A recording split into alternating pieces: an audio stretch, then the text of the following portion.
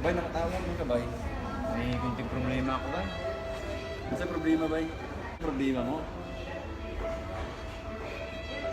Hiwalay kami ng girlfriend ko. Ano man? Anong gabulagaan na iman mo, bay? Maliit daw yung akin. Anong maliit?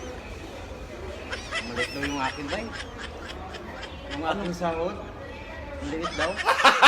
Gago! Ano trabaho mo? Nagbibinta ng ng uling. Yun sa amin. Ang hirap nga eh.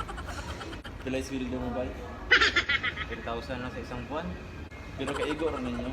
Hindi kasya kasi may 5 anak pa kami. Hindi kay kabaylo sa uban, bay. Kay responsable kay ka. Pasagyo ka ng uling. Bakit ba? Pangit ba ako ba?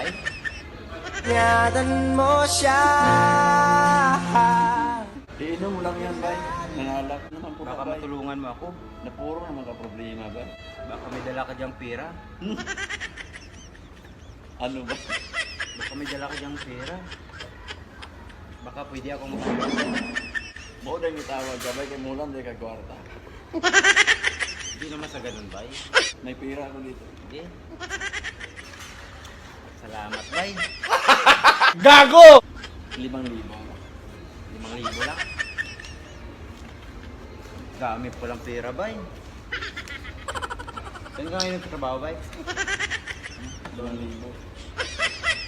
Salamat. Bayaran po na ninyo dayon, ha? Kaya napubi ako bernag motor. Basta bay, nagbargo kaya akong motor bay. Ang mga uling ka ko'y bayad. Bahala. I'm the highest in the room. Hope I make it out of here.